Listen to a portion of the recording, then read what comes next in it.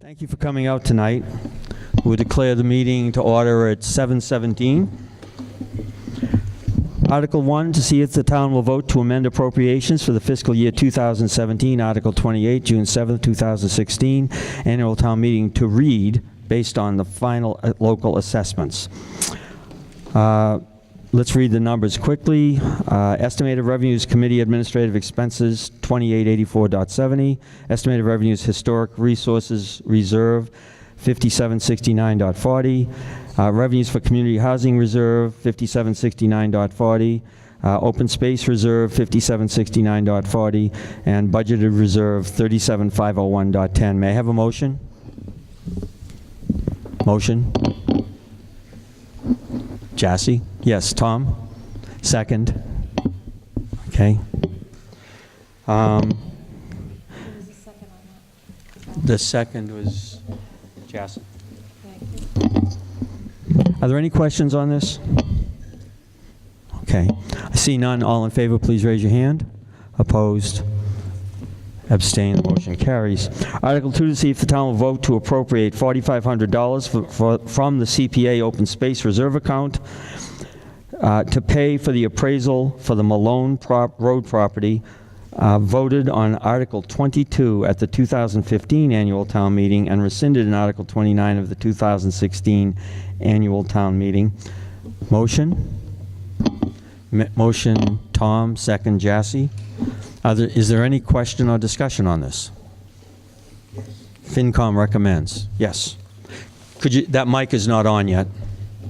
I'll talk loud. Just turn the mic. Turn it on. I'm just wondering, an assessment costs $4,500? That much? Jassy? The question was, $4,500 seems like a lot for an assessment or appraisal. So, when we were trying to purchase when we were trying to purchase the Malone Road property a few years ago, we had to have an appraisal that met all the state standards, and that's the average price for an appraisal. So, yeah. Okay, thank you. Any more questions? Seeing none, all in favor, please. Ed, did you have a question? If we voted for this and then rescinded it, why are we going back to, Jassy? are we looking at buying Malone Road again, or what? So what happened was, when the CPA committee approved the money to purchase the Malone Road property, part of that amount that we voted for was to pay for an appraisal. But when we did pay for an appraisal on the property, but when we voted to rescind the money because the town didn't purchase the property, we inadvertently rescinded the entire article, but we should have left $4,500 in there for the appraisal, which had already been paid for. Okay. So this is correcting an error that we made. Okay, any other questions? See none. All in favor, please raise your hand. Opposed? Abstain. The motion carries. Having no other further business in front of us, we'll declare the meeting adjourned at 7:20. We'll start the annual in 10 minutes. Thank you. Thank you for coming out on this typical June night.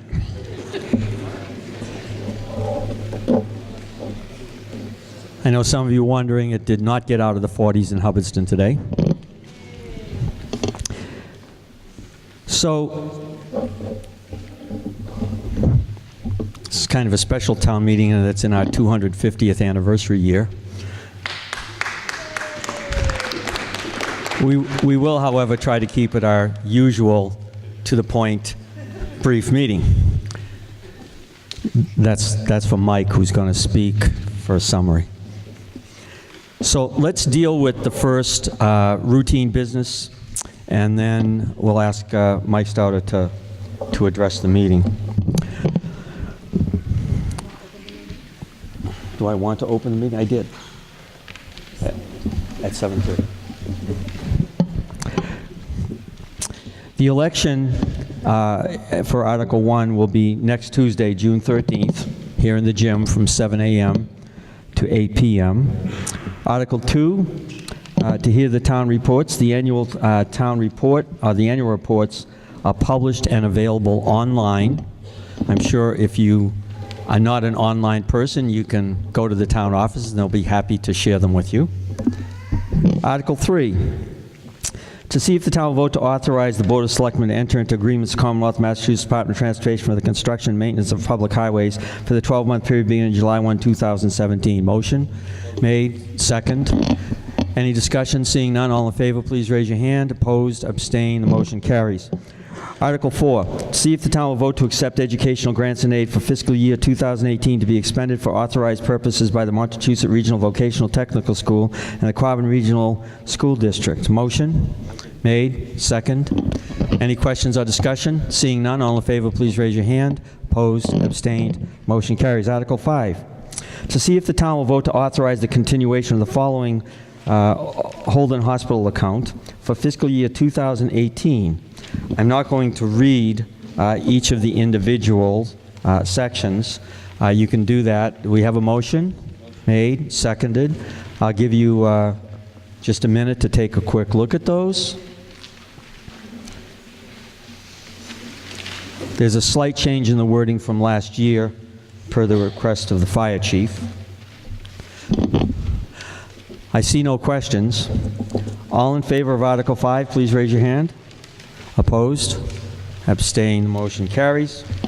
Article 6, to see if the town will, pursuant to Mass General Law, Chapter 44, Section 53E and a half, authorize the use of existing revolving fund accounts in fiscal year 18 to establish new revolving fund accounts and transfer funds for the PEG Access Special Revenue Account to determine whether such revolving fund accounts shall be credited with the following receipts, to determine which boards, departments, or offices shall be authorized to expend amounts from such revolving fund accounts, and to determine whether the maximum amounts that may be expended from such revolving accounts for fiscal year 18 shall be in the following amounts or any other amounts shown in the following chart, with amendments to particular funds noted in bold italicized, or take any action. Motion? Janie? Second, Mike? Why don't you take a second and just take a look at those funds? There are quite a few of them. Hopefully you looked at them ahead of time.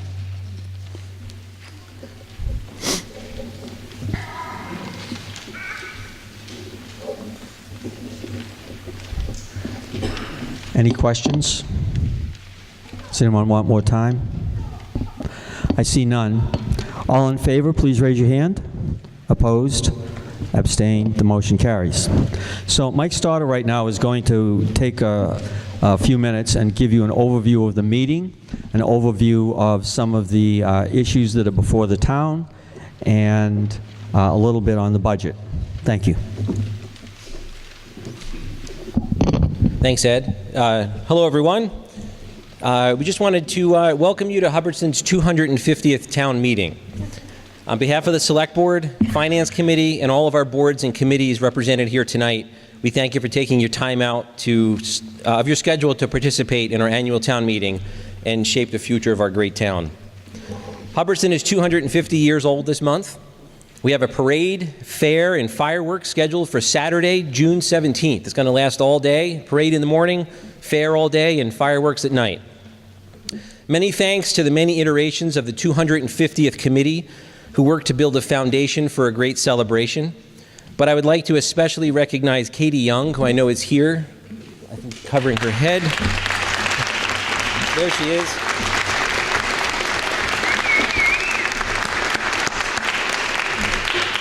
Katie took over the reins of the celebration when many of us thought it really wasn't going to happen anymore. She's worked relentlessly to make this day a success, and we all owe her our thanks and gratitude for all of her work. So, thank you, Katie.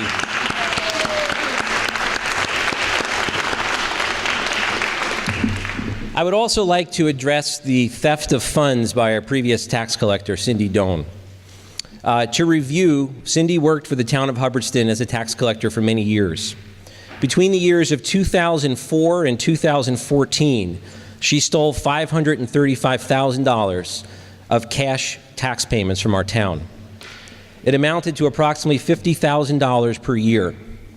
This was discovered during the course of a routine annual accounting audit by the outside auditing firm Scanlon & Associates in 2014. After further investigation and legal proceedings by the state police and Worcester County District Attorney, she pled guilty to all charges in November 2016. She was sentenced to 1 year in jail, but was released on parole last month. Out of the $535,000 stolen, we have recovered $120,000 in cash assets from Cindy and $210,000 from an insurance bond, which is required of all tax collectors in the state. We are awaiting a further restitution hearing as ordered by the court. In the meantime, the Select Board made the decision to file lawsuits on behalf of the town, and they were just recorded by Worcester County Court. We filed one lawsuit against Cindy Doan to recover any and all funds and/or real property related to her theft and felony conviction. We also filed a second lawsuit for professional malpractice against Melanson and Heath, who were the outside auditing firm hired by the town for each of the years that tax money was stolen.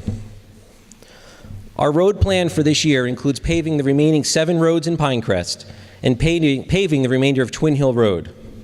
As of now, fiscal year 2018 would bring paving of parts of New Westminster, all of Adams Road, and Prentice Road.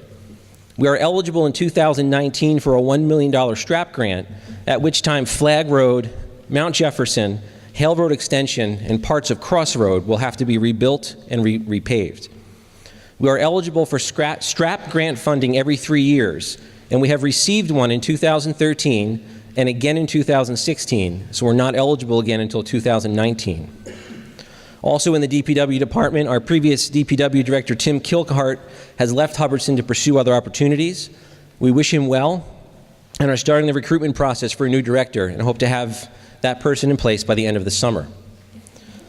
Also, the building committee has been working diligently with an owner's project manager, an architectural firm, to design the senior center. It went out for bid this spring, and disappointingly, only one bid was received back. The total cost on the bid was much higher than the architect thought was reasonable. The building committee recommended to delay the vote on the senior center. There is still an article on the warrant for the senior center, but this went for printing before the bid and discussion by the building committee. The architect is currently revising the plan slightly and plans to put the center back out for bid in the near future. We hope to have more appropriate bids at that time, and plans are in place for an October special town meeting and ballot vote to vote on the revised bid. There has also been much work by the Town Center Committee this year. They have been working with WPI and the engineering firm TEC to develop a conceptual design of a reconstructed Main Street area. This includes roadway improvements from the Elm Street-Brigham Street intersection to the Williamsville Road intersection. These improvements include roadway improvements, on-street parking, sidewalks, and bike lanes to the rec fields. This project was recently approved by Mass DOT as a TIP project, meaning the state would fund this project up to $3 million. There are 2 other TIP projects in Hubbardston currently ready to go. The first is the repaving of Route 68 south of the center of town to the Rutland line. This is scheduled to be done this year. The other is the repaving of Route 68 north of the center of town to the Gardner line. That is scheduled for 2020. We continue to look into other road grant programs such as the Mass Complete Streets program to further fund the road work so badly needed in our town. The budget we present you this year continues to be lean with no surprises. We have a good amount of free cash turning over from last year, so we are proposing to use it largely for capital purchases and equipment refurbishing so we don't get too far behind with our capital needs. The warrant also has articles regarding replacing an aging and unreliable fire truck and an out-of-service DPW plow truck. Lastly, I would like to address a rumor regarding our center school closing this fall. There has been much discussion from the school and Collins Center regarding possible school consolidation. These discussions are in the very early phases with no plans as of yet.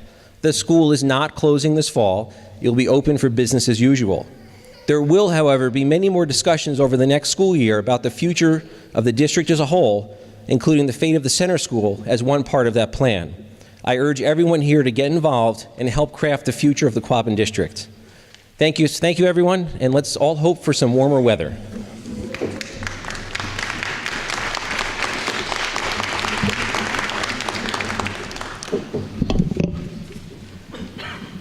I've been asked tonight to remember two two members of our community who have died in the last month.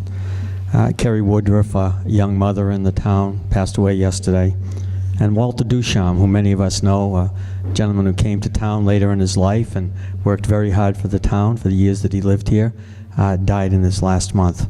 So if we could remember these two folks and just with a moment of silence, share that thought.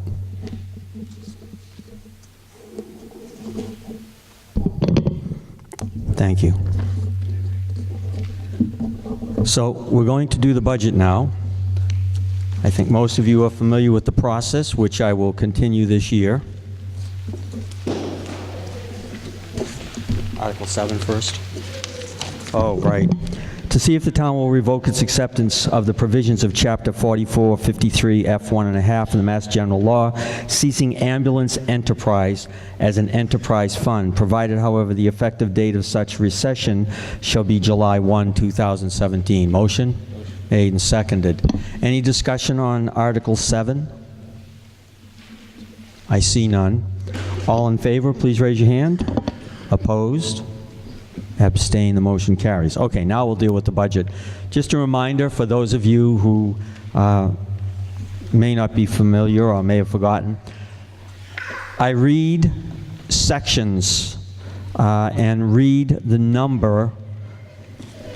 If anyone wants to speak to the account number or to that particular section, just raise your hand and say hold and come to the microphone. We will come back when we get through with that section and address whatever questions people have at that point.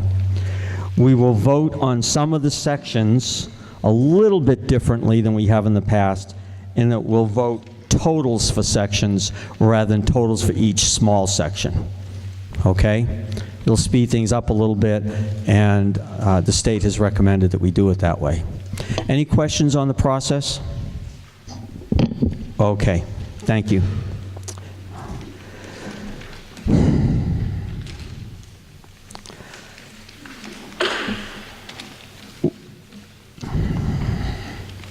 Okay, I'm going to skip the first digits, the 001, and just read from there. So under general government, if we're all in the same place, 122 5110 0000. You come to the microphone.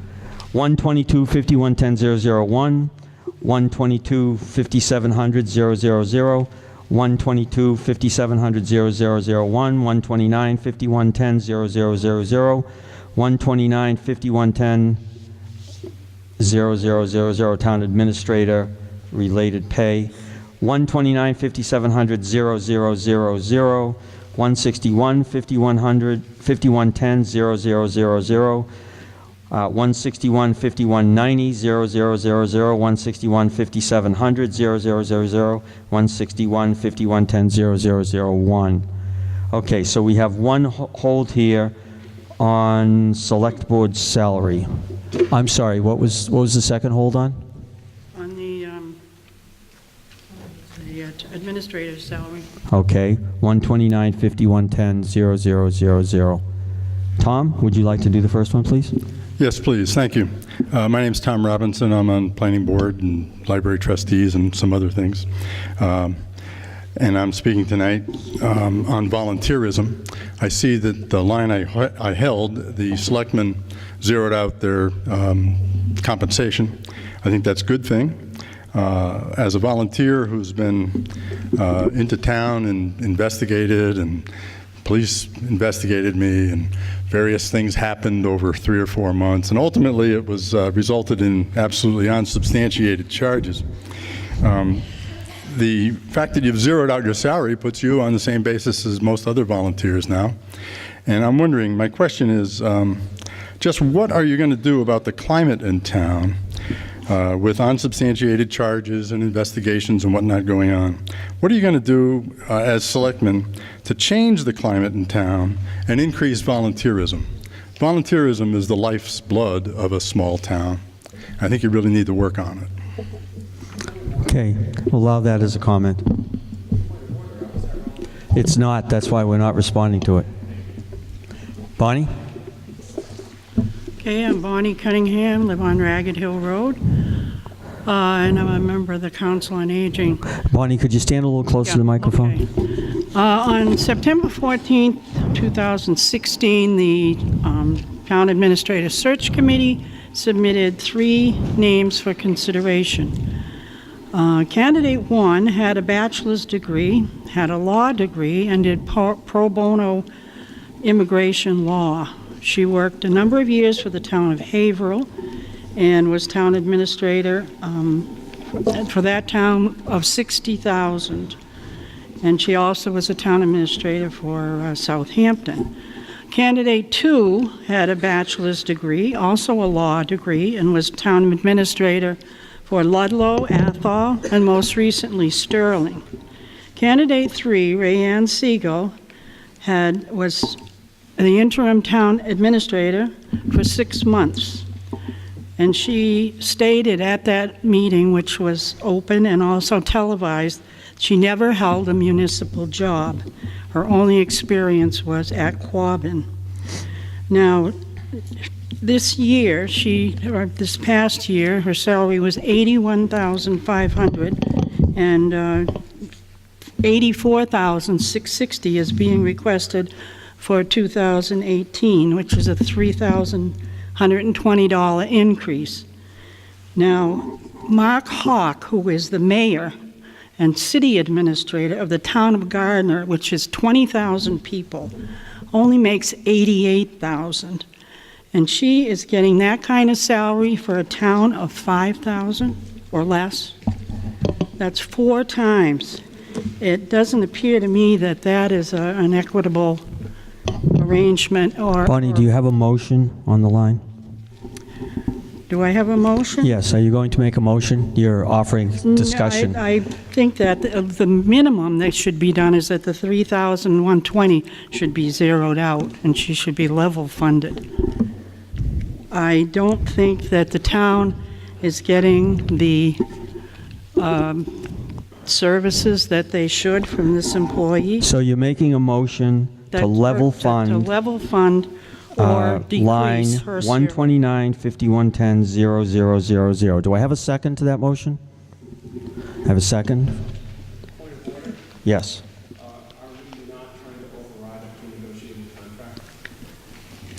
I don't know if that's a point of order. I think you can ask that as a question. Why don't you come to the microphone and ask that?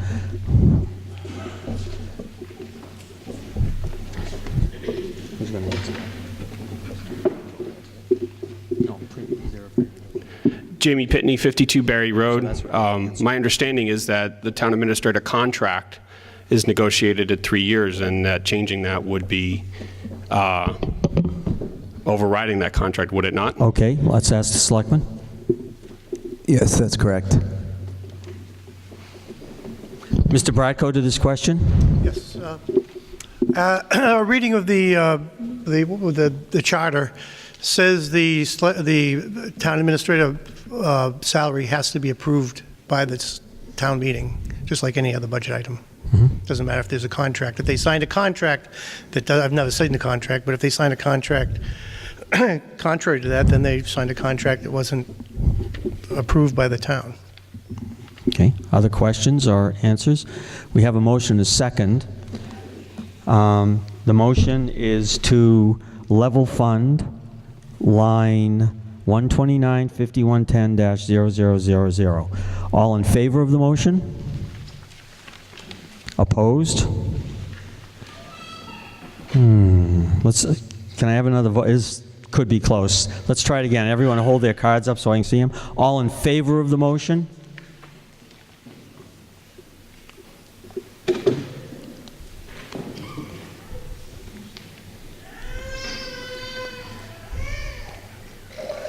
Okay, all opposed?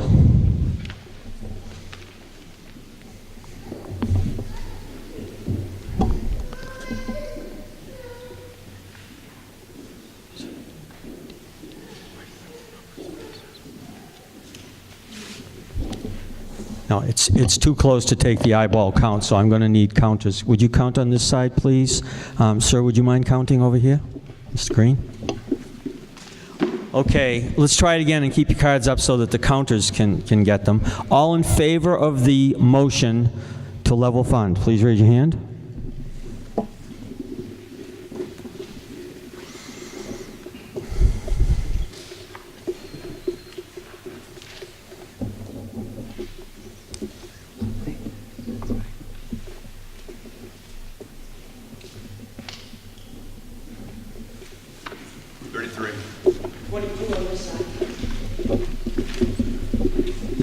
All opposed, please raise your hand. Still have to count. Yep.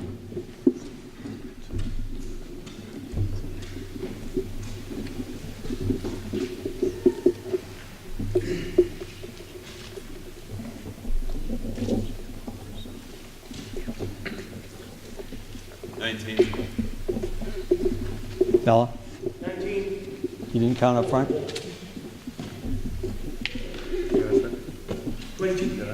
Yeah, I get yous. I get you guys.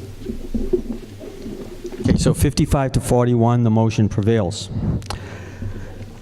Down to the next line below the double bar, 0001-162-5700, 0000, 163-5110-0000, 135-5110-000, 135-5300-0004, 135-5110-1, 135-5420-0, 135-5300-0. No holds. 141-5110-3, 141-5110-2, 141-5420-0, 141-5300-0, 141-5400-0. 145-5110-0, 145-5190-0, 145-5110-1, 145-5700-0, 145-5300-0, 158-5300-0. 146-5110-0, 146-5190-0, 146-5700-0, 146-5701, 146-5702. 149-5110-0, 149-5190-0, 149-5110-1, 149-5110-2, 149-5700-0, 149-5300-0, 149-5701. Okay, I have no holds. Let's go on to the next page. Page 2. Oh, I'm sorry, this is page 2 on my list. 122-5210-1, 122-5230-0, 122-5240-0, 122-5300-3, 122-5400-0. What happened to 151-5300?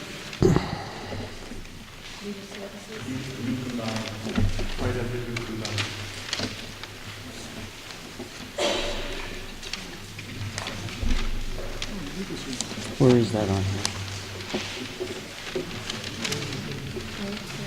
Oh.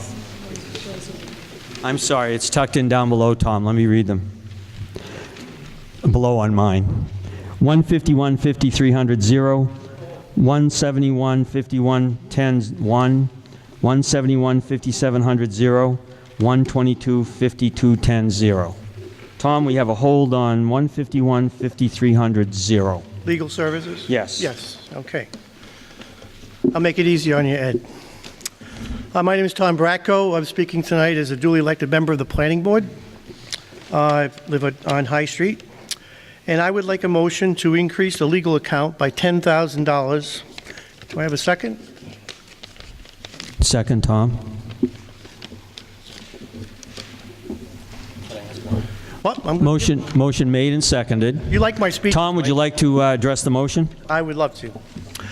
I am requesting an increase in the budget because in late January, a planning board member and a planning board clerk were falsely accused by a non-resident town employee of removing files from the town office. The town administrator and the select board, without even asking the two people accused, launched a police investigation and involved in town council. And I will get to the financial part of this in 2 seconds. According to the town charter, the town administrator should try to resolve employee disputes by talking first to the parties involved. That did not happen in this case. The town administrator immediately escalated the situation and went directly to town council. If anyone would like copies of the emails, we have a pretty good email trail of this happens. The police investigation found that no crime or any of the accusations had any merit or any basis in fact, and that the two people accused had done nothing and absolutely nothing wrong. To this date, the town administrator nor the select board have ever asked these two people that were accused for their side of the stories. Not one time have they ever asked them to explain to them what their side of the stories. Now to the financial part. The net financial cost to the town for this issue was between $8,000 and $10,000. In all likelihood, this number is going to go significantly higher. Okay, based on the recent history, this new financial reality, that we should address this. I think address this tonight. Yesterday, that same non-resident employee made further false accusations about the planning board, and I have no idea where these latest accusations will lead, nor what the cost will be, or how the town administrator, the select board, will handle this newest round of accusations. For this reason, I think the legal budget should be increased to plan for more legal costs that will surely result from this dispute and any other future employee disputes that may arise if handled in the same way. Okay. Thank you. Sir, you're second to the motion? I'm here to speak on the motion. Yes, you're going to speak to the motion? I am, sir. Yes. Okay, to clarify the position of the Hubbardston Board of Health with respect to the complaint investigation referenced here, performed by the Hubbardston Police beginning 2/28/17. This investigation was in response to a complaint filed by our clerk, Christine Bolduc, pursuant to an alleged incident in the Board of Health town offices on January 31st, 2017. This complaint was contained in a letter from our clerk to the chairman of the Hubbardston Board of Selectmen, dated February 3rd, 2017. As a board, we promised not to comment until that investigation was completed. It is now appropriate to do so. On February 27, 2017, the Hubbardston Board of Health voted to request a formal investigation into the allegations made by Christine Bolduc. Why did we do that? Because those allegations contain the possibility that confidential town records may have been compromised, and the issue, whether those documents might have been removed, was unclear. It is the duty of the Board of Health to ensure the confidentiality and privacy of our records, which include information on contagious diseases, animal complaints, monies borrowed from funds established for citizens of the town to use for emergency septic repairs that they may not be able to afford, reports on our own investigations, and other matters for which citizens have a right to expect the board will hold in complete confidence. Not to have done so would have been negligence, the standard for which is what a reasonable person knew or should have known, and upon knowing what he or she did about it. Secondly, we asked for the investigation to ascertain whether behavior surrounding those alleged events was appropriate towards our clerk, who stated she felt intimidated. And with respect, yes, sir. Can I interrupt? I'm almost done. Well, we're not here to adjudicate something. We're here to... I'm responding to the allegation that these were false. But we're not here to adjudicate that. We're Well, here to let me- decide whether or not we need $10,000 more in a I'm line going to item. address that, sir. Okay. If I may. just Please let me do. Finish. Okay. Nothing we received was reassuring with respect to those latter issues. We are satisfied with the investigation report and will abide by its conclusions. It neither confirms nor denies the allegations, which cannot be proved or disproved. We wish to express our complete support for our clerk, who has done an outstanding job for the board overall and has received nothing but praise for her timeliness, efficiency, and demeanor with the public. We also wish to thank the Board of Selectmen for the exemplary and fair manner in which this alleged event was handled, and specifically Town Administrator Rayanne Siegel for the excellent line of communication she maintained with us throughout, and the even-handedness with which she approached the complaint. Should the same set of circumstances pertain again, we would take the same actions. Therefore, I see no reason to support a substantial increase in town council Thank you. funds. The report did not conclude pro or con. Okay, Mr. Stouter? So again, these, not to rehash that, but allegations were brought forward. They were discussed with town council, and town council recommended that an impartial party would investigate these. That was done by the police department. There was no criminal case. There was no investigation criminally. This was done by it could have been done by any one of us. It could have been done by any one of the finance committee, but we thought that an impartial investigation by the police, which was recommended by town council, would have been the best method. This seems kind of trumped up, unfortunately. But to go over legal fees, the investigation cost the town $507.50. What did cost more was $1,904.56 in legal fees from open meeting complaints filed by Mr. Robinson against the Board of Selectmen, and $1,628.97 in legal fees associated with open meeting complaints filed by Mr. Robinson against the Board of Health. Please, let's get back to the motion. I need a reason to increase and not decrease, and I want to go to a vote. Tom? I'd just like to clarify and thank the Board of Health person speaking. Mr. Hayden. Mr. Hayden speaking. No, Mr. Duggan, Hayden Duggan. Doug Hayden, whatever. That's very interesting because when the Board of Health filed their open meeting complaint questionnaire, they said they never heard about this thing until February 14th, so I find it odd. But that doesn't have anything, that's not germane. That's not germane. Wait. I have Look, not. we're going to come to a vote on this. Okay. Would you like to speak one last time to why we need $10,000 more, or are we ready to vote? I think we should add more because there's some severe legal fees coming. Thank you. Okay. We're going to move to a vote. All in favor of the motion to amend the line item by adding $10,000 to legal fees, please raise your hand.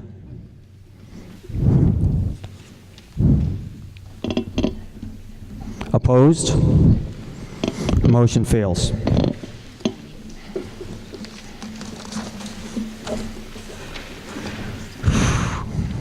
I'm going to start, I'm going to continue with line 122, 5210-1.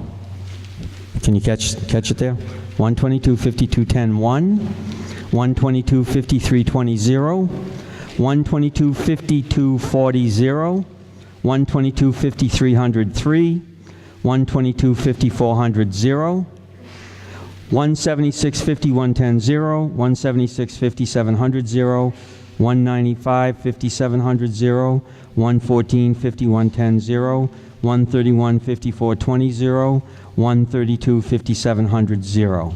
So that is our total for general government. Let me get the right number for you. So what we're going to vote on right now is the number all the way over to the right hand. It's adjusted because of the motion that was passed earlier. It should read 587,829. 587,829. So this is a technical confirmation of all the line items that we've brought up to this point. All in favor of the general government total, please raise your hand. Opposed? Abstain? The motion carries. Let's continue with line items. 210-5110-0, 210-5110-2, 210-5110-3, 210-5110-1, 210-5700-0, 210-5240-0, 210-5850-0, 210-5340-0, 220-5110-0, 220-5110-1, 220-5190-0, 220-5430-0, 220-5240-0, 220-5500-0, 220-5700-0. 231, we're at the 652 group now. First three numbers are 652. 231-5240-0, 231-5241, 231-5290-0, 231-5300-0, 231-5380-0, 231-5381, 231-5430-0, 231-5431, 231-5500-0, 231-5501, 231-5851, 5380, 231-5382, 231-5110-0, 231-5110-1, 231-5110-2, 231-5110-3, 231-5110-4, 231-5110-5, 231-5110-6,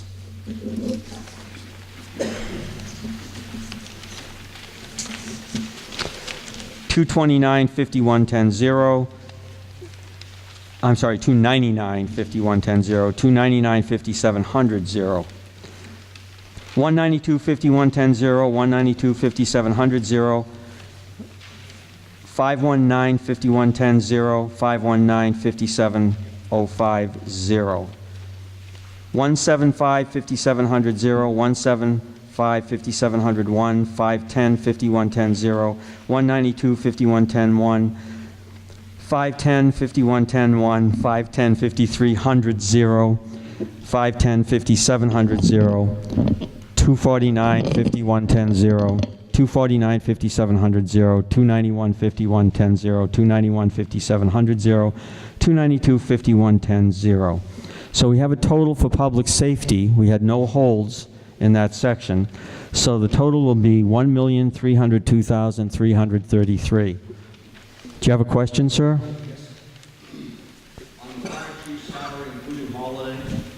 What line item are we talking about? Did you put a hold in? I didn't hear a hold.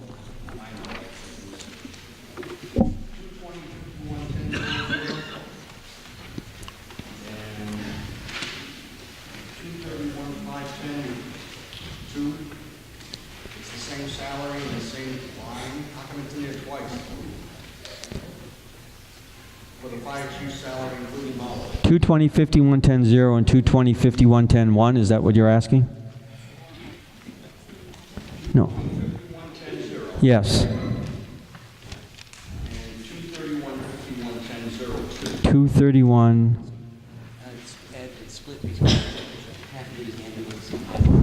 It's split between half ambulance and half fire. That's the answer to the question. It's in two different because it's split in half.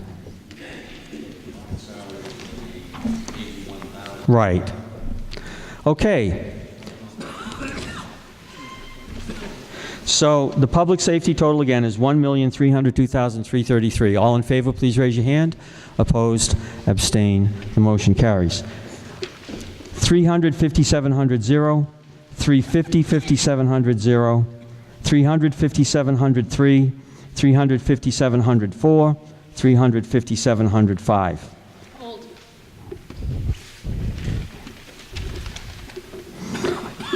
Hold on 300-5705. Well, it's in general about Quabbin. I keep hearing that they might be closing the school, and I want to just say, remember, if they close the school, what it's going to do to your real estate values.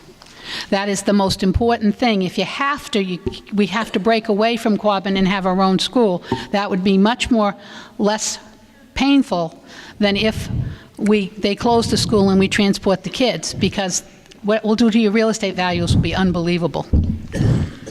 I just want to bring that up. It's all a matter of money. Dan, go ahead. I just want to encourage everybody who feels similar to that on the many, many important issues relative to how things will be moving forward in the future to please attend school committee and or task force meetings where you can find out all of the information that people have been discussing for the last year and a half relative to this, including important items such as that. Yes, sir. Microphone. I'm on the Quabbin School Committee. I want to say that it was 2 years ago when we redid the regional agreement, one of the stipulations was that would have to be voted on at a town meeting. So unless it's an article on the town meeting saying that the school is being closed, that's not going to happen. So. Others? Okay.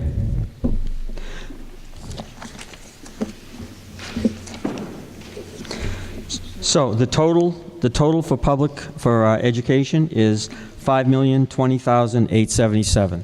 All in favor, please raise your hand. Opposed? Abstain? Motion carries. Okay, Public Works. 421-5110, 0. 422-5110, 1. 424-5700, 0. 422-5240, 0. 422-5700, 0. 422-5241.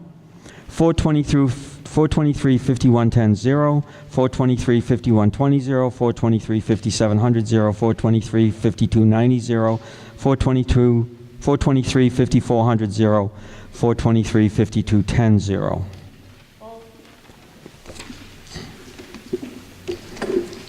This is a hold on highway winter fuel. On winter materials and Hold winter on fuel. highway winter materials, Yes. okay? Laura Foley, 12 Pitcherville Road. How can this be possible that there would be no expenditures for winter materials or fuel? Dan? It's because it's included above. Is that right, Ryan? It's included in the equipment, supplies, and materials item, just sort of hanging out there. That should probably be eliminated, but it's already included somewhere else.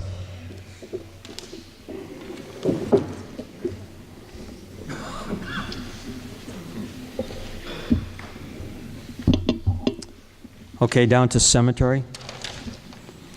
491-5110-1, 491-5110-2, 491-5290, 491-5291, 491-5292. 491-5850, 491-5700-1. Total Public Works, $761,418. All in favor, please raise your hand. Opposed? Abstain. The motion carries. Human Services, 541-5120, 541-5240, 541-5110, 541-5700, 543-5110, 543-5700, 543-5701, 543-5770, 491-5701. 610-5110, 610-5701, 610-5400, 549-5700, 691-5700, 950-5700, 692-5700, 699-5700. Total Human Services, Culture and Recreation, $159,916.18. All in favor, please raise your hand. Opposed? Abstain. The motion carries. We have unclassified interest on short-term debt, 752-5925-0, 710-5910-2013, 751-5925-2013, 710-5910-2014, 751-5925-2014, 710-5910-20, 751-5925-20, 710-5910, 2011, 751-5925, 2011, 7110-5910-20.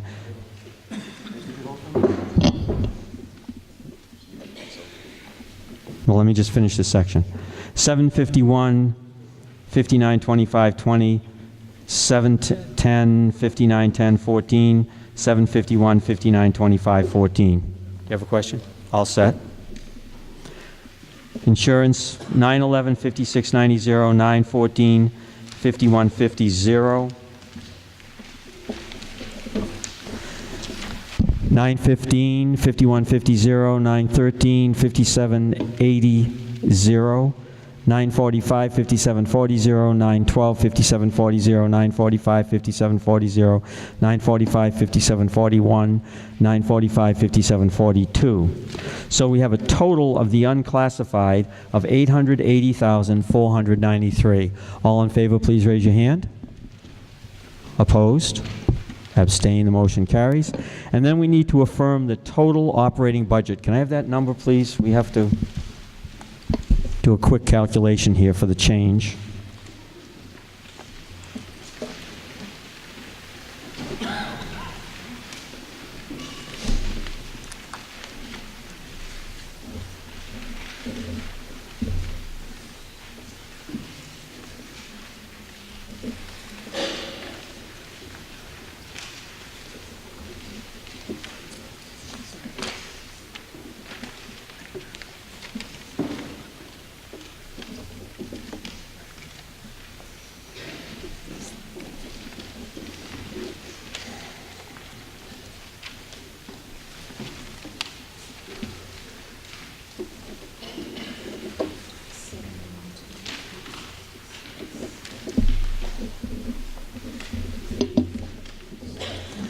So the total for operating budget, $8,712,866. So we're affirming what we've already voted on. All in favor, please raise your hand.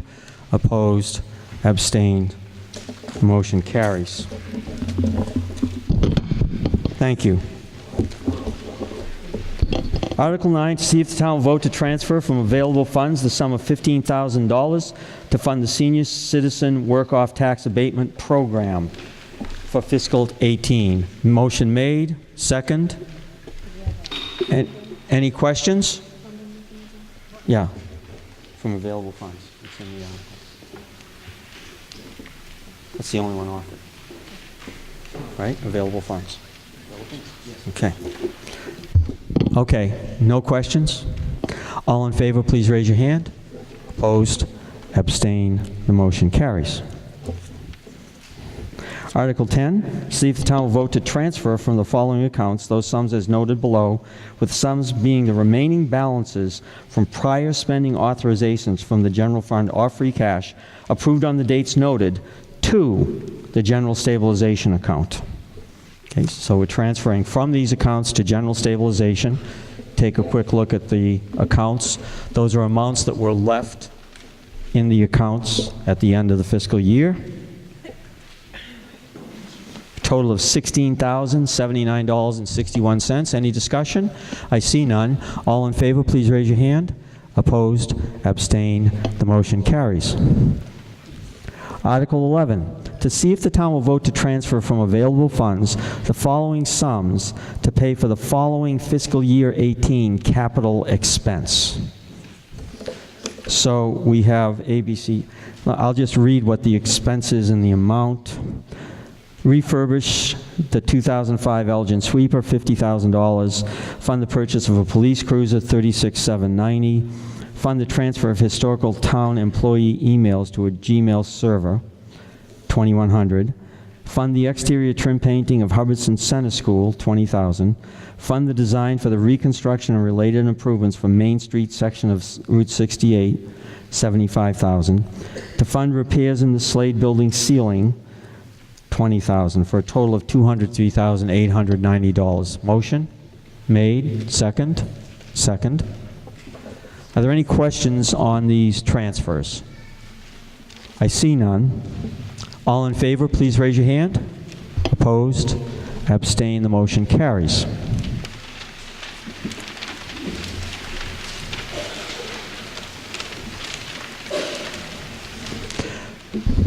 Article 12, to see if the town will vote to raise and appropriate the sum of $450,000 by taxation, transfer from available funds by borrowing, or any combination. Do we have a funding source for this? Borrowing. Okay. By borrowing to purchase a fire truck and any related equipment, including all costs incidental related thereto for the fire department, and to meet said appropriation, the treasurer, with the approval of the selectmen, is authorized to borrow the full amount of such appropriation under general laws, chapter 44, or any other general law or special law, and to issue bonds and notes of the town in connection therewith. Further, that any premium received by the town upon the sale of any bonds or notes approved by this vote, less any premium applied to the payment of the cost issuance of such bonds or notes, may be applied to the payment of costs approved by this vote, in accordance with General Law, Chapter 44, Section 20, thereby reducing by a like amount the amount authorized to be borrowed to pay such costs. This does require a 2/3 vote. Motion made. Second. Second. Questions or discussion? So we're on Article 12. Yes, sir. Your name, please? Andrew Rustin, 5 Rolling Woods. General question, why do we need a new fire truck? Michael? I was waiting for somebody to ask that. So the specifics of the actual kind of truck, well, I'll leave to the chief and fire department over here, but the truck they're trying to, so we were down a truck from 2 years ago. It was a 4-wheel drive, high-mounted front pumper truck that they use basically for pumping out of fire ponds and stuff. That was 28 years old and died. Our fire department worked really hard and got a free truck from military surplus and was able to get fixed up. We've probably all seen it around town, the camouflage looking truck. This is pretty cool. They did take the missile launcher off, so that's good. This truck is, and I forget the exact year, it's an early 1990 vintage truck. It is the first attack truck that they use for structure fires. Since we don't have fire hydrants in town, a lot of the fire engines you see, especially the big one with all the checkers on the side, there's like a 2,500-gallon tank, and you guys, if I'm wrong, get in there. But the trucks are big for carrying water. This particular truck is usually the first attack truck. It is small enough and nimble enough to get up into people's driveways, up to their house, and start the process of getting hoses laid and start getting some water on the fire, while the other trucks that we have are pulling up and bringing water. As far as funding this truck, the newest truck we have is 10 years old. That's the one with all the checkers on the side we've seen. That note comes due. This is the final year for payment. So the debt service that we're using to pay that note is just being rolled over to this new truck to pay this. So this 25-year-old truck, 27-year-old truck is going to get traded in, and we'll get a new truck for it. So to be clear, we're paying $450,000 for not a new truck? No. No, we are getting a new truck. We're trading in the 25-year-old truck and buying a new truck. Okay, The 10-year-old truck, which is the note is due, that's what we're using to pay this. So we're not actually adding anything to the budget.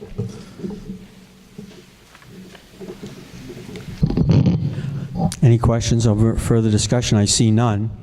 This requires a 2/3 vote. I'll need a clear vote or we'll count. All in favor, please hold up your cards. Opposed? 2, 3. 3 opposed. We have the 2/3 requirement. Motion carries.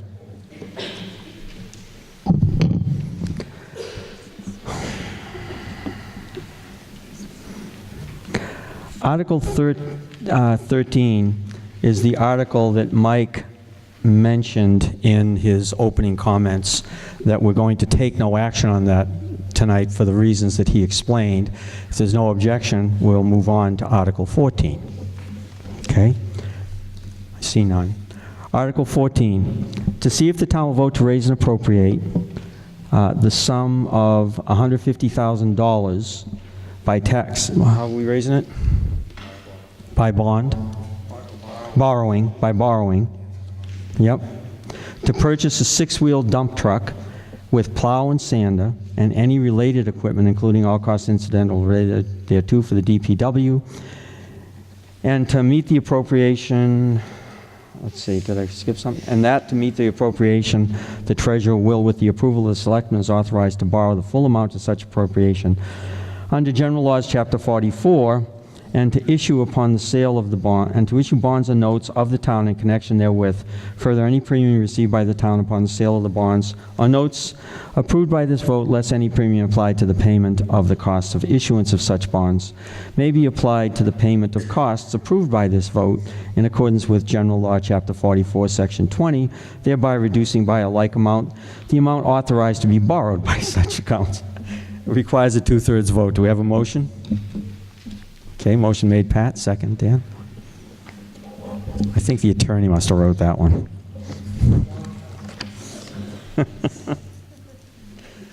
Okay. Is there any discussion? Again, I need a 2/3 vote. Last one was clear. All in favor, please raise your hand. Opposed? 1 opposed. The motion has the necessary 2/3. The motion carries.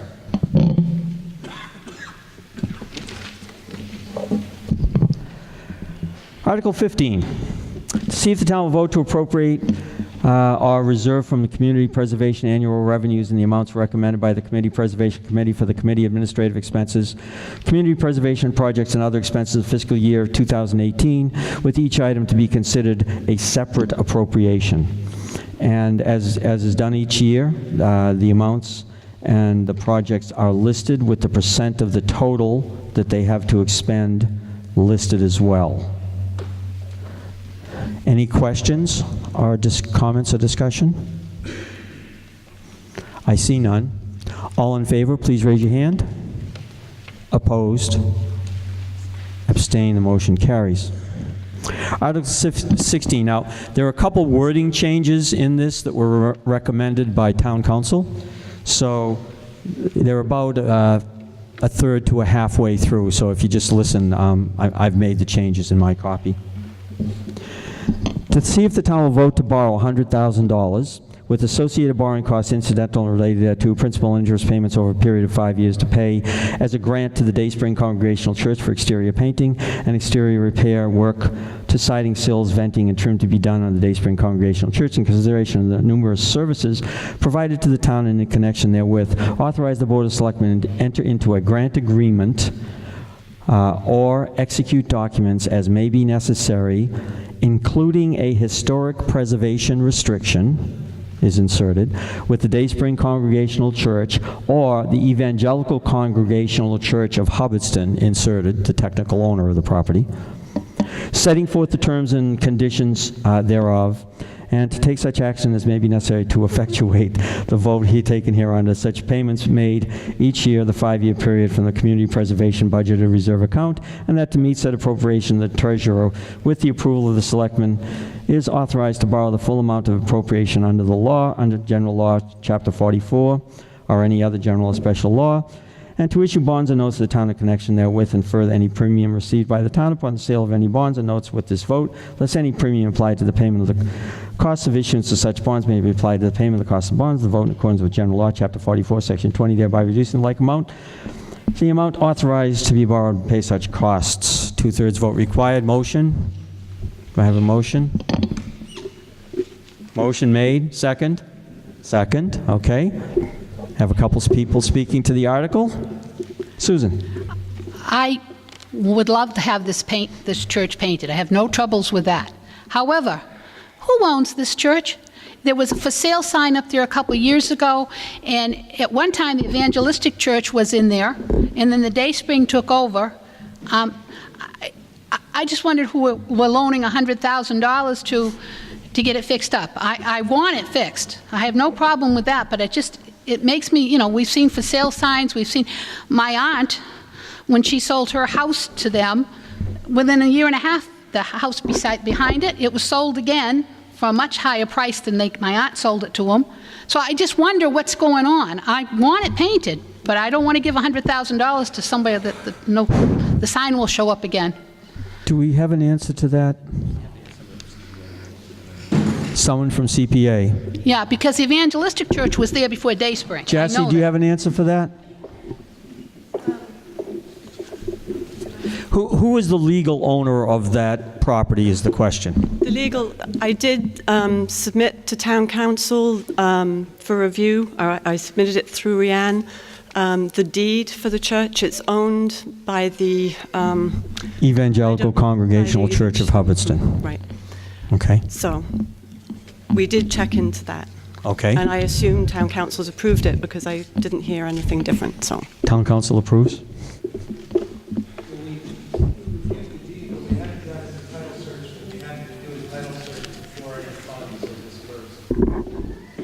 Okay. I'm Bella Caldera, 12 Simon Hill Road. I remember a few things going on here, interactions with the Dayspring Church. When that place went up for sale, I understand it was because it lost half of his congregation and didn't think he had enough people to continue covering it. Then, when he found out he'd have to pay the back taxes, away goes the for sale sign.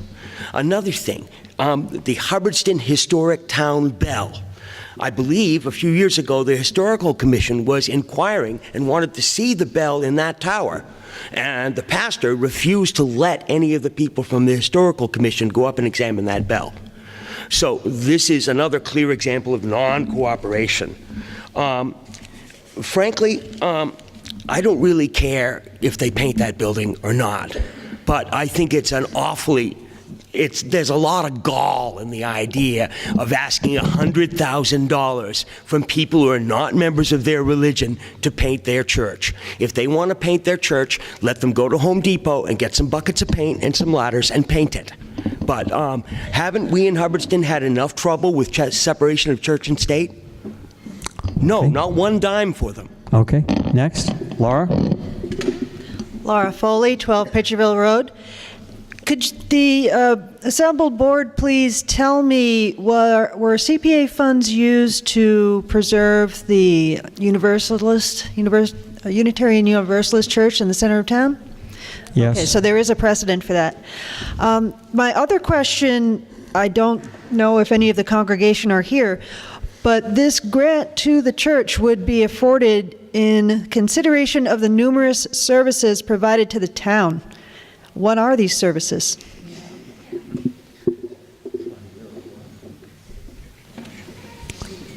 If anyone has an answer to that question, it's not rhetorical. Hi, John Roberts, 14 Cheyenne Drive. I do attend Dayspring Church, so, but my wife and I and our family just began attending there some 6 months ago, so we're not familiar with all this back history that's been mentioned or going on. But I know we do desire to be very much involved in the fabric of community life here. Again, not knowing precedent of what's happened in the past, but we do want to open our church doors to be part of the community and have events such as breakfasts or dinners and opening it up for music nights, or just to be part of the community here in Hubbardston. So again, we just kind of want to start maybe a new thing as we're new members here in the church. And we just want to build something beautiful here in our church and for the town. So. Okay, thank you. I didn't get your name? Oh, I'm sorry. John Roberts, 14 Cheyenne Drive. Okay, thank you. My name is Paul Flagg, Evergreen Road, Hubbardston, Massachusetts. Closer? Stand closer. Oh, thought you said farther away. My name is Paul Flagg, 9 Evergreen Road, Hubbardston, Massachusetts. On the last point that was just made, at one time the two churches were federated, as many of you or some of you perhaps know. That was quite a few years ago. Broke apart due to various reasons. And since then, to the best of my memory, there has not been a single community service or event by the reconstituted Congregational Dayspring Church. But that isn't why I got up here. My question is, Jazzy mentioned that there's a deed here. I would assume that the Board of Selectmen, if the town enters into an agreement here, there would be some type of lien or whatnot as determined by town council, so that the town's money was being backed up by that building. Is that a correct statement or part of the plan? And then I have a couple of follow-on questions depending on what Joel says. Mr. Moderator, Joel Bard, Town Council. So the language that the moderator pointed out was an add-in language, is language that authorizes the Board of Selectmen to secure from the owner of the church, and we'll confirm who that is, as I said earlier, before any funds are dispersed, to secure a historic preservation restriction. So the idea is not that it be a perpetual restriction. I think the town would have to pay more money to get that, but for some period of years to be determined, and that would be not a lien, but it would be a sort of lien. It's a restriction. In other words, it would require, even if the church were sold, that the church be maintained in that condition for some number of years. And where would those funds be placed, and how would they be acquired? Well, we're talking about CPA funds. No, I mean, if the church, hypothetically, let's assume the town approves the funds. It's getting to be an eyesore, it's maybe not a bad idea.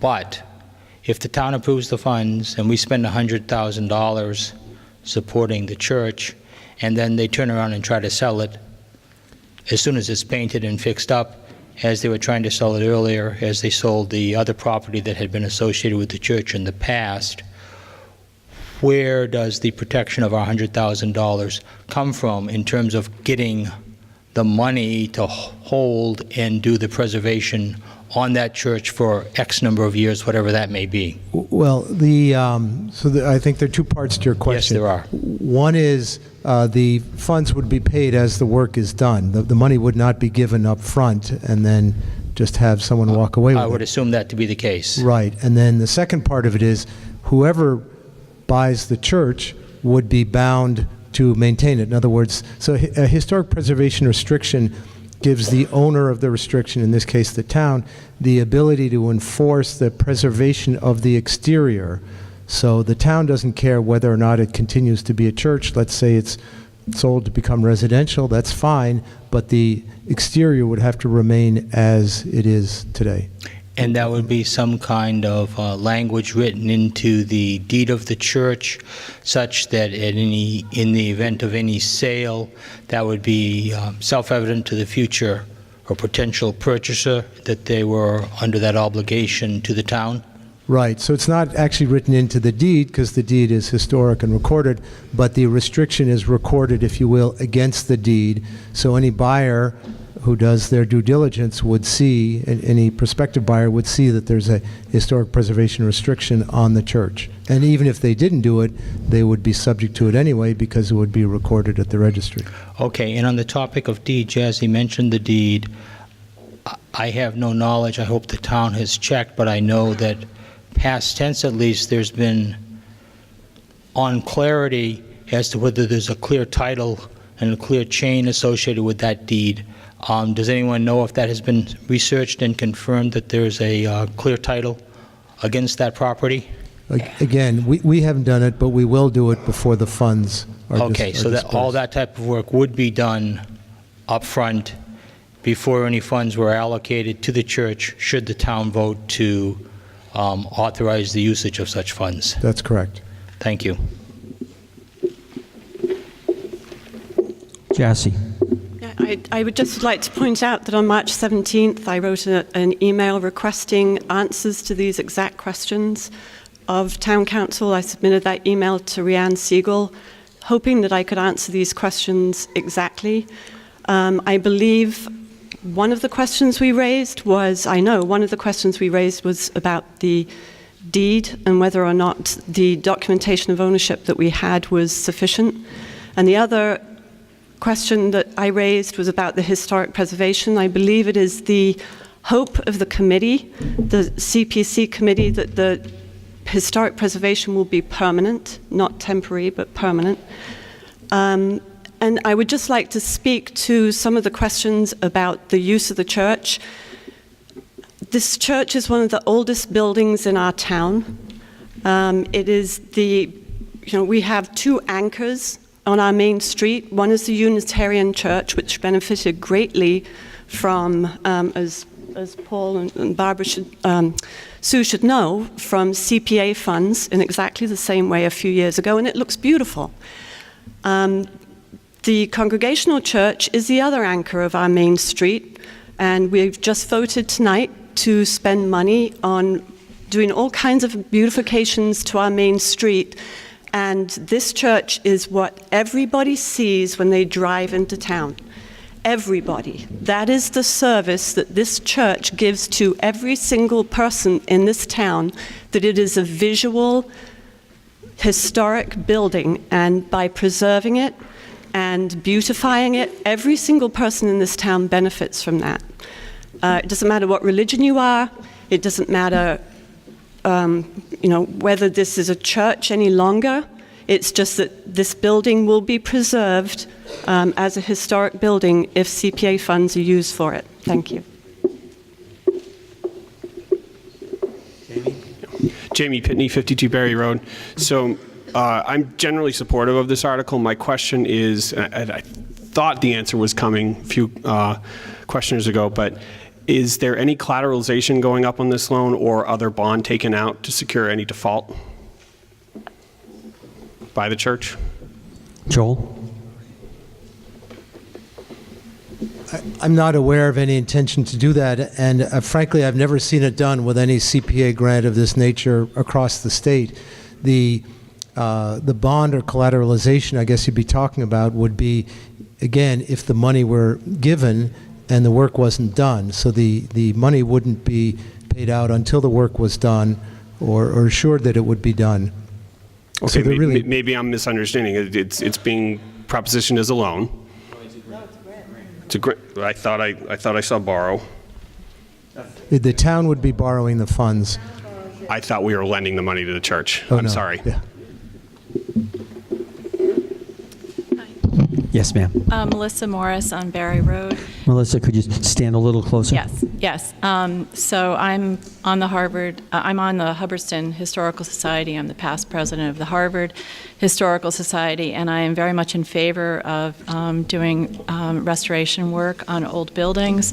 But my concern is in this situation that a municipality is funding a religious organization, and if that is the case, then you, I believe legally, would have to fund any other requests from any other religious organizations, or you would be, I think it would be concerning regarding discrimination. So I just think that's something that we need to think about, and I don't know what the legality of it is. I'll ask Joel Bard to comment on that. Okay.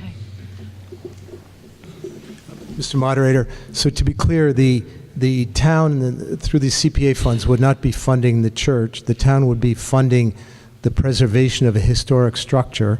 So if another church or if another non-religious organization owned a historic structure, they could request CPA funds, and the decision whether or not to grant those funds would be based on the historic value of the property and not the religious or other affiliation.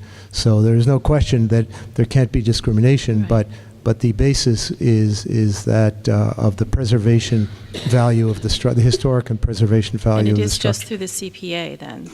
You're talking about CPA funds? Well, in this case, it's CPA funds. I don't know that the town would have other funds for these kinds of projects, but.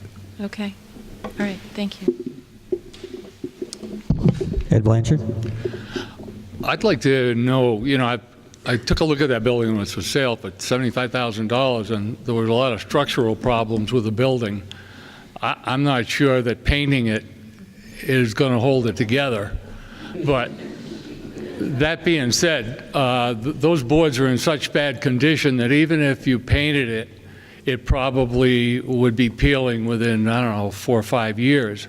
The proper way to do something like that, which you can't do to a historic building, would be to vinyl side it and be done with it once and never have to address it again. But I don't think you can do that with a historic building.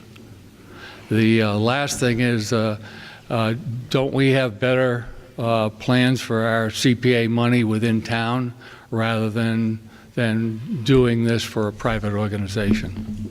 Thank you.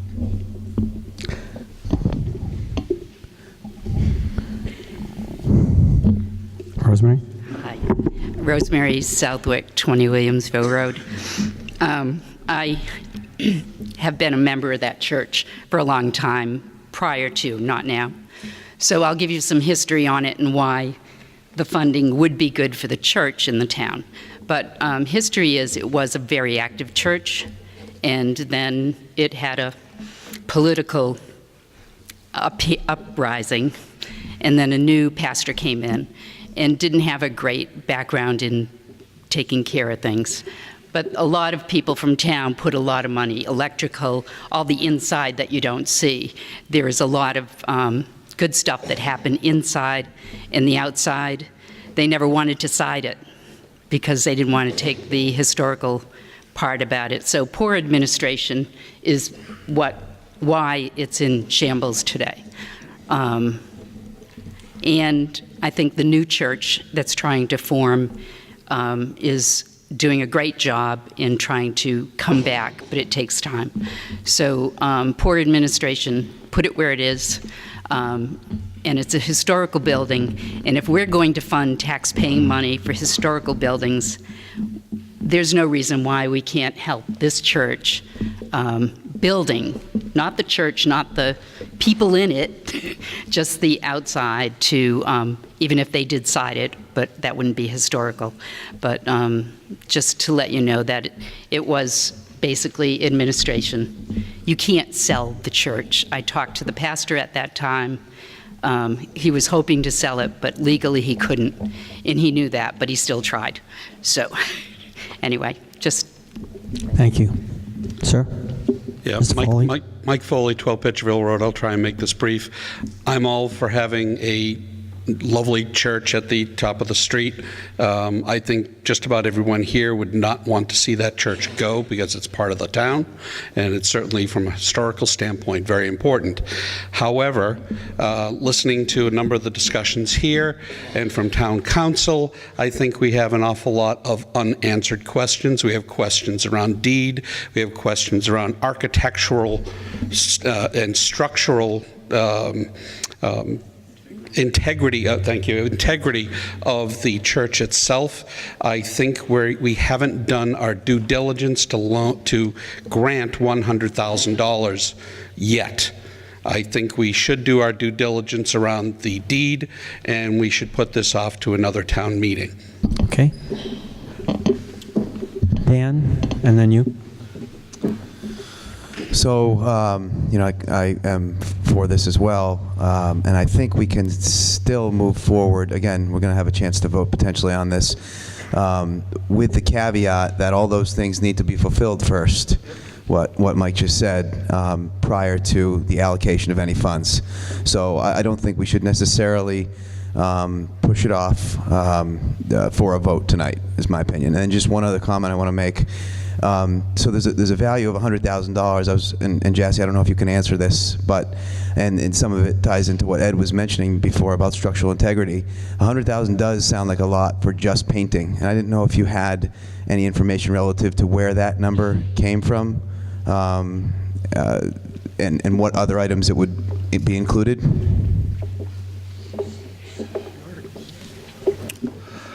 Paul Flagg again. Paul, could we let Jassy answer that question? She's right behind you. Thank you. Yeah, there are some structural repairs in there, and those figures came from bids that the people who submitted this application have looked at bids. So that was the figure that we came up with. So it wasn't just pulled out of the sky. Yeah. Okay, sir. I want to reflect on Dan's and the other person that was spoke just before Dan spoke. The due diligence needs to be done before we vote to do painting and stuff like that, because if the siding isn't going to tolerate is in such shape that the painting would be worthwhile, then you shouldn't paint before you fix the siding or any other aspects that would make the painting useless in a couple of years.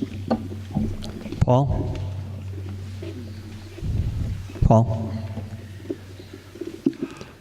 Paul Flagg again. As some of you may remember, with the Unitarian Church, which went through a whole long cycle of renovation types of activities, there were painting efforts, etc. there a number of times over the course of many years. You may or may not recall, but the paint flaked off, just as was alluded to earlier, as a risk up here. With the old buildings like this, I've never been in the basement of that church. I have the Unitarian Church, but I would suspect it's very similar.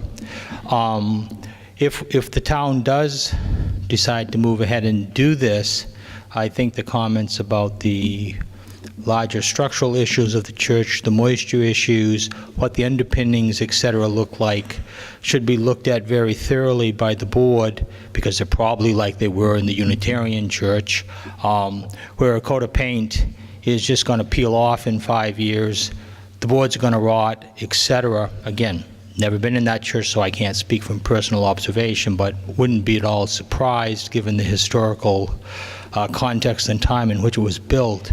So if we do vote to go ahead, I would strongly encourage the selectmen to, I suppose, have the building inspector or maybe an outside party, whatever their discretion seemed most appropriate to do, to ensure that you kind of weren't throwing, good money after bad money, in the sense of you fix the problem, it looks good for a little while, and then it's back to haunt us, like happened with the Unitarian Church multiple times before they finally really got the money and the support together and did it right as far as how they ultimately did the restoration and preservation stuff over there. Okay, Bella? There are more than 2 churches in Hubbardston. We also have the church in the Wildwood, and the First Church of Asphodel. Now, the UUs are a welcoming church. The church in the Wildwood is a welcoming church. The Church of Asphodel is a welcoming church. But if I go into that church, I do not feel welcomed. Not at the evangelical church. I do not feel that me and mine would be welcome there, just because of who we are. If these people extort money from the town to paint their church and to cover up the maintenance that they should have been doing themselves, then is it going to become a welcoming church then? Will any Hubbardston person be welcomed through those doors or not? Thank you. Second time. Hi, John Roberts. Yeah, I just want to say any Hubbardston person is welcome at Dayspring Church. More than welcome. Our doors are very much open. I just wanted to pick up on what Jazzy was saying earlier, that there was talk about that being a lot of money just for exterior painting, but it is for more than just that. As it says here in Article 16, it's for repair work to siding, sills, venting, and trim. So that figure came up through contract bids that was presented to us, so that's where that figure came from, repairing rotted, damaged sheathing, installing new sheathing boards, moisture barrier, on and on it goes. So there's a lot of structural as well as just painting. Okay, thank you. We spent a long time on this one. Are we prepared to vote? Okay, let's do it. This does require a 2/3 vote. If it's not clear, then we will count, okay? All in favor of Article 16, please raise your hand. Opposed? I need counters. Mr. Green? Let's try it again now. All in favor of Article 16? Keep your...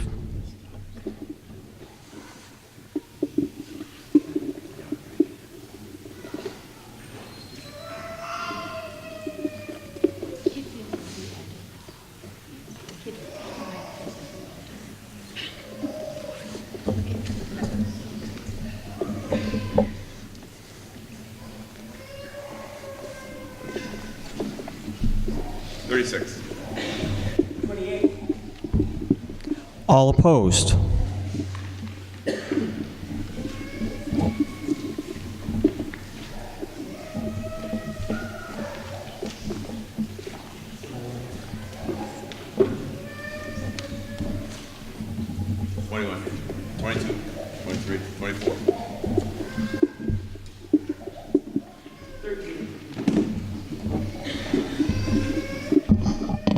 The vote is 64 to 37.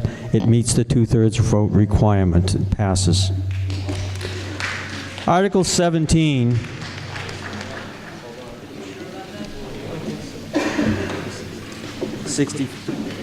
What I do is I double. That's what I did. I took 1/3 of it. Oh, wait a second. He's right. So add 64 and 37. Yep. 64 into 101. Right. No. It's not 2/3.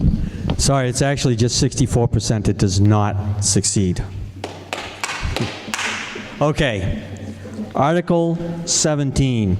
If you could, we're not prepared, the selectmen are not prepared. We do not have sufficient information on the debt and sufficient information on the title search. So we're going to take no action on this unless there's objection. And so we just move on to the next article. And the intention would be to deal with that at a special town meeting in October. Okay? Let's move on then to Article 18. To see if the town will vote to authorize the Board of Selectmen to negotiate and enter into an agreement for payment in lieu of taxes pursuant to the provisions of General Law, Chapter 59, 38HB, and Chapter 164, Section 1, or any other enabling legislation between the town and Borrego Solar or its successors or assigns for real and or personal property attributable to a solar photovoltaic facility to be installed and operated in the town of Hubbardston on a parcel of land located at 147 Williamsville Road, and further identify assessors map for parcel 127 for a term of up to 20 years. And on such terms and conditions, the Board of Selectmen deem in the best interest of the town, and further to authorize the Board of Selectmen to take such actions may be necessary and convenient to carry out taken hereunder. Do I have a motion? Made, seconded, FinCom recommends. Any discussion? Mr. Moderator, I'd like to offer a friendly amendment to this motion, and that amendment would be that the Board of Selectmen enter into the above agreement subject to a report from the Planning Board indicating that Borrego Solar has satisfactorily met the conditions of their special permit and site plan and complied with all the requests of the Planning Board. That's a motion. Do I have a second? Second from the maker of the motion, the original motion. So that's accepted as a friendly amendment. Do you have it in writing so that we can? She already has it. We've got it. Okay. Sure. Vin, what, is this just procedural? It follows the precedent that we set in 2014 when we confirmed a similar motion for a solar farm on Williamsville Road. We have had a good experience with Borrego Solar. However, this coming Friday, we are now doing a site visit on the project because they have not yet seeded and put up erosion controls, and with the weather that we're having, it's just a matter of making sure that before a pilot is negotiated, they meet all their conditions. And the problem is, once the pilot is negotiated, they can take their paper and sell it on Wall Street and look at us and say, oh, well, we'll get around to it. We don't have any clout at all once we negotiate that pilot. So this gives us the added protection of making sure that they're doing what they should be doing on site before the pilot is consummated. Okay. Tom. Offer a friendly amendment that the negotiation, I don't know how these are done, but I'm going to suggest that the amendment read in open session of the Select Board. Okay. Next. No, he's amending the other amendment, but we don't have a second on that, and since it's understood that it has to be an open meeting anyway, so yes. Hi, I'm Kathy Hansgate, and I live at 143 Williamsville Road. As you may be aware, this project is going to make the solar site be the second largest in the state. And I am concerned that this is a big commercial project and that perhaps we are not looking at it as a big commercial project. And therefore, the town needs to be very aware of the amount of work that will be occurring there, the amount of taxes the town is due, because it is a huge, huge commercial project. And I hope that the selectmen, when they decide to do payment in lieu of taxes, I'm not sure I understand what that means, so therefore I'm unclear as to what benefit the town would get from having this project go forward. Michael will address that. So the payment in lieu of tax structure has been a pretty common tax structure for solar fields, not just in Hubbardston, but across the state. If you were to tax the actual value of the panels under a personal property tax, the tax would be so high that there is no money to be made in solar, basically. So what happens with solar fields, not just in Hubbardston, is you tax the amount of electricity that's produced per DC megawatt, and the going rate that we've been using and the rest of the state's been using is somewhere between $13,000 and $15,000 per DC megawatt. The average field in town, there's some 2, 3, I think there's a 4 megawatt, but there's about 2 to 3 megawatts. So you're getting anywhere between $30,000 to $40,000 of taxes out of a solar field per year, right? And we have the other ones we've negotiated escalators on every year, because what happens is a solar field, as it ages, it starts producing less power.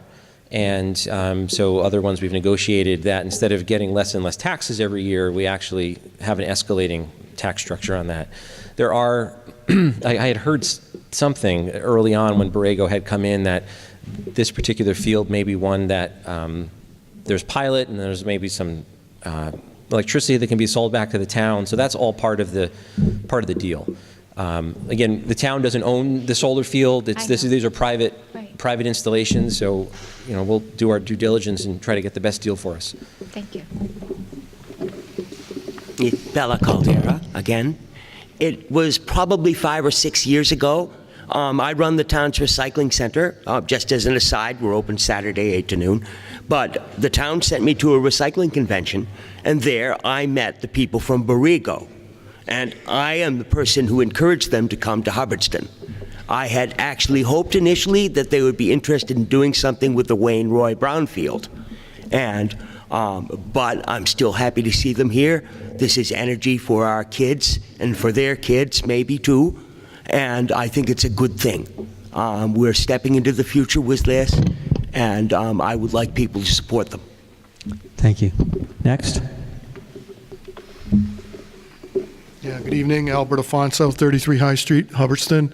I would also like to offer a friendly amendment that in the negotiation of this pilot program, the members of the Board of Assessors also be included on the panel, along with the Select Board. Does that need a second? Let me, could you repeat what you're looking for? Ordinarily, you have to have amendments or motions written down so that we can get them, but let's try to understand what you're asking. I would like to ask that an amendment also be included on the current warrant, that members of the Board of Assessors for the town also be included in negotiations of this pilot, along with the Board of Selectmen. I mean, that's fair. The assessors are always involved in any taxation issues. It doesn't appear so from reading the warrant. It appears that all the information and all the decision-making is going to be taking place by the Select Board. So you're the maker of the motion. Who was the second? Danny, were you the second? No. Who made the motion? I made the original motion. And who made the second? You made the second. Are both of you willing to accept that as an addendum to the original motion? The maker and the... Okay. So add at the end that the Board of Assessors will participate in the negotiations. Yes.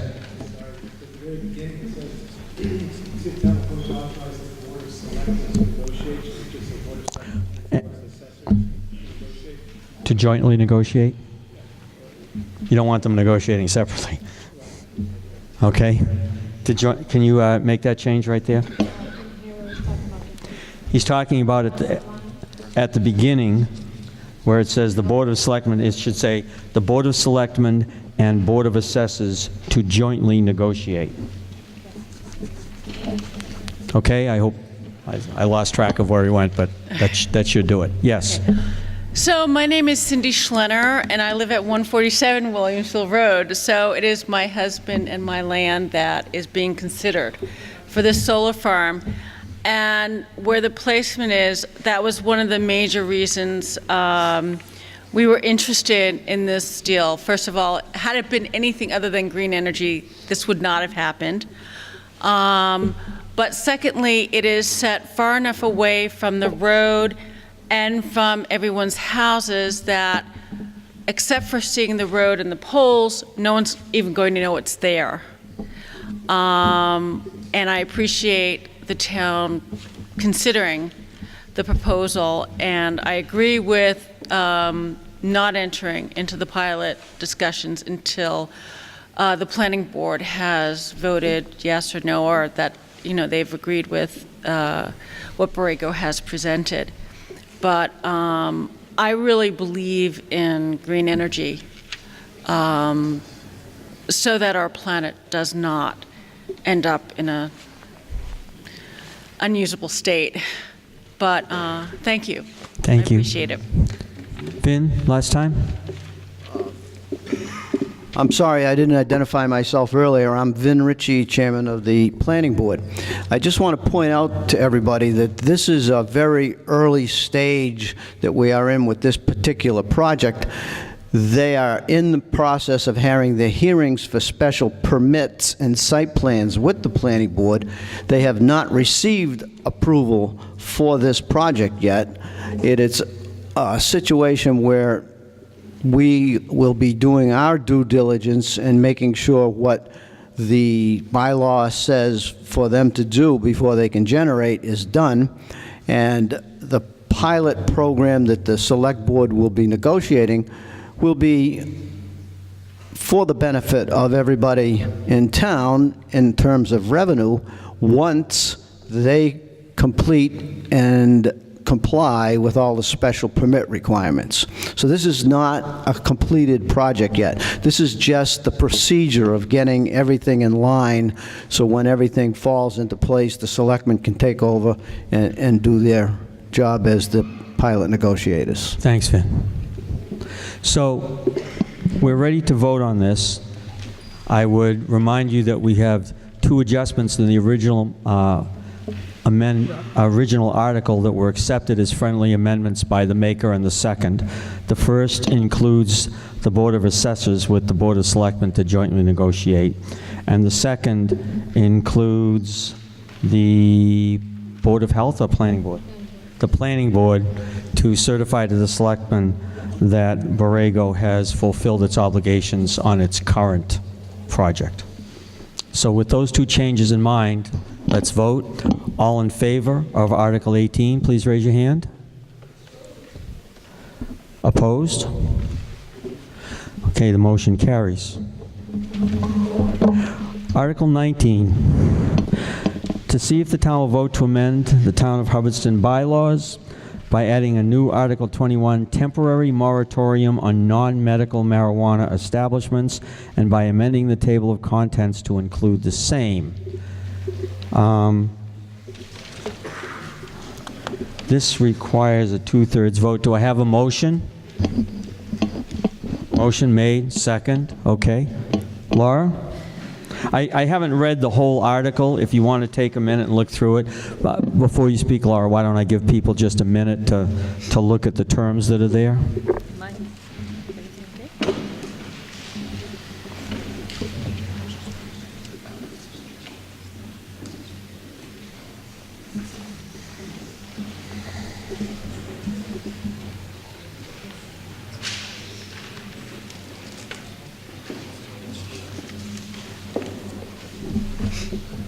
Okay, Laura.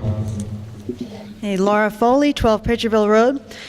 According to the Regulation and Taxation of Marijuana Act, the stores couldn't open until July 1st, 2018. So what is the point of a moratorium that lasts until June 30th, 2018, or until such time as the zoning has been straightened out? Mr. Ritchie? Vin Ritchie again. That's an excellent question, but before I answer that, I'd like to just point out the irony of history as we celebrate the 50th anniversary of the Summer of Love. I can tell you that 50 years ago, I never thought that I would be standing here talking about marijuana in public. I'm glad to hear somebody was from the 60s, but not just me. But the question, if I may answer Laura in a little bit of a roundabout way, I think is answered it by the report that we have to give. We had the hearing, the planning board's had the hearing on this motion, and I do have a report to the town. So if I may read that first, and then I can get to the question, and it'll make a little bit more sense. Can you read as fast as I do? It's all you. Absolutely. To the Town of Hubbardston, proposed temporary moratorium on non-medical marijuana establishments. Ladies and gentlemen, at a duly posted notice of the Town of Hubbardston Planning Board on May 31st, 2017, the Planning Board held a public hearing to hear testimony from the residents of the town regarding the proposed temporary moratorium on non-medical marijuana establishment bylaw, Article 19. 2 residents of the town attended the hearing, and no comments were received. The planning board felt this bylaw would be in the best interest of the town and voted to recommend the town meeting to accept it. I suppose I should put on my glasses, Sorry about that. The town meeting to accept it for the following reasons, which are also noted in the proposed bylaw. The town does not have any regulations in our current general or zoning bylaws regarding this issue. The Commonwealth is in the process of developing regulations on the subject, and a moratorium will give the town the time to study and consider the Commonwealth's regulations of a non-medical marijuana establishment as we develop our own bylaws on the issue. And that is respectfully submitted by the Hubbardston Planning Board. That leads into why we would like to see this moratorium put into place. In spite of the fact that it won't go into effect until next June, we still need to have some type of preparations so that when it does go into effect, if you do not want a non-medical marijuana facility located next to your home, then we can at least attend to those types of issues. So right now, there is no zoning bylaw in town that allows that facility. Therefore, it's totally prohibited. So we're proposing that we have this time, to develop these types of bylaws that will answer the questions of where they will be sold, when it will be sold, how it will be sold, what will be the taxation on these particular facilities. How much will the license for these facilities cost? There's a whole variety of things that the bylaws will promulgate so that we will have a handle on what takes place, where it's going to, and if it's going to be sold, I guess is one of the biggest questions, but we certainly have concerns about that issue, the where issue. I think those are the basic reasons why we need the time, and along with the fact that the Commonwealth is developing a whole set of guidelines, and we would like to see them before we have guidelines of our own. I'll go into it further if you'd like, but I think that's a basis. Actually, I've asked town council to speak to it for a great. second, because he can give us some good input on that, Yep, okay? absolutely. Mr. Moderator, just briefly specifically to the previous question, while the first licenses won't be issued until July 1st, the first applications will be accepted as of April 1st, and when an application is submitted, the new law says that the Cannabis Control Commission, which has yet to be created but will be in place by early next year, if not sooner, in fact, presumably sooner, that they will, the statute requires that they consult with the municipality in question and ask the municipality if there's any local bylaw regulation in place. And so if there were to be an application, say on April 15th, for a site in Hubbardston, Hubbardston could reply that we have a moratorium in place. And so even though the license wouldn't be issued till sometime after July, the inquiry could come sooner than that, could come any time in April or May of next year. Bella? I don't think we need this moratorium. The political establishment in this state has never been comfortable with the legalization of marijuana. That is why it took a referendum. The people of the state voted to legalize marijuana. And the political establishment has been backpedaling ever since.